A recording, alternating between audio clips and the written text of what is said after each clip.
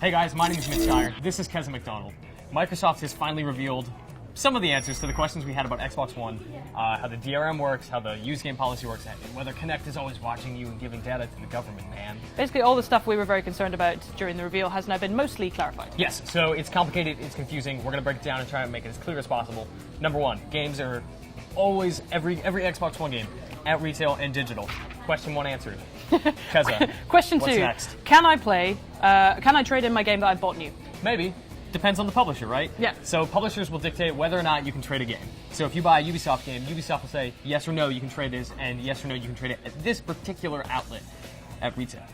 We've also got new information about what happens if you want to lend your friend a game. Oh, you can't at all. You can't lend it, but you can give it. So Yes. say I have a game. Oh, another thing. So I've got a game. I want to give it to my friend Mitchie here.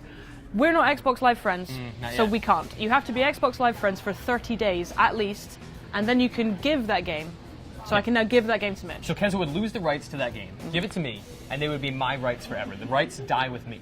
So if Keza wants to trade a game, she can't trade a game that I have given her because there are no rights left to give. So basically, if you buy a game new, you can trade it in, but after that, it appears you can trade it in once one person can buy it, and after that, it seems like that's it. I'm still confused. That seems to be the thing. We're still not 100% clear on it, but that seems to be the thing. If you've got family in your house, anybody in your family can play your games on your Xbox One. You can have up to 10 family accounts, and that was one of the big questions I had when they were like, Yes. hey, your family can still do it, because I thought, well, what does that mean? One person, two people?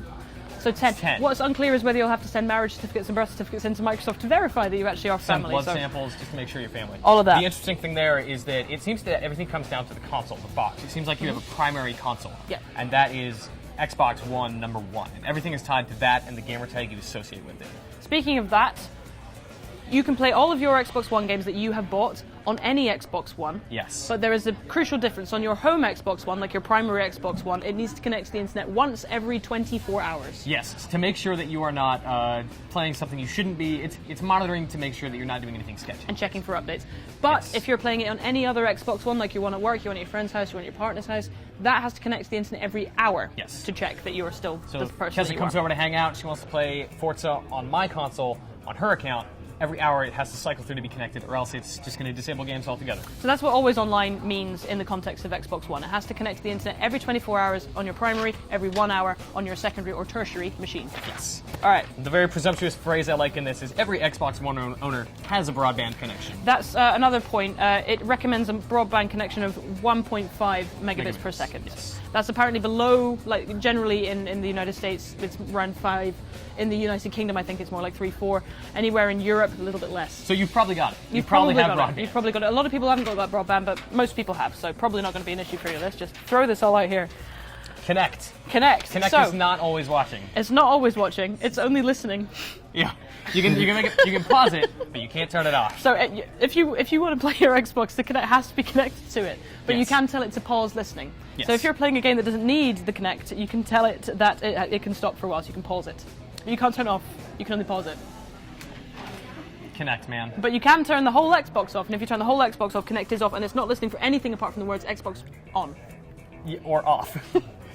Also, you can decide whether or not to send any data to the cloud. So if you don't want any information, if you don't want your heart rate, your facial hue, color, things, if you don't want the Xbox monitoring you and uploading that data to the cloud, for whatever reason, if you don't want people to know like how your heart beats when you play games, you can turn that off and don't have to worry about anything. That's it.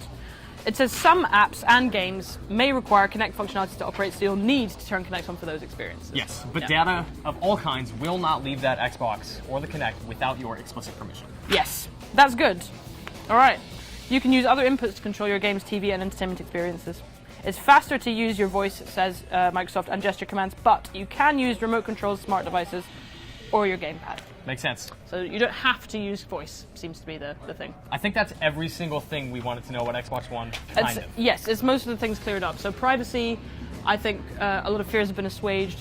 You no longer, it's not listening to you all the time, it's not automatically updating anything that you do, and you can pause Kinect. So those are good things. Yes. Trade-ins Kind of. also seems okay, like not quite clear.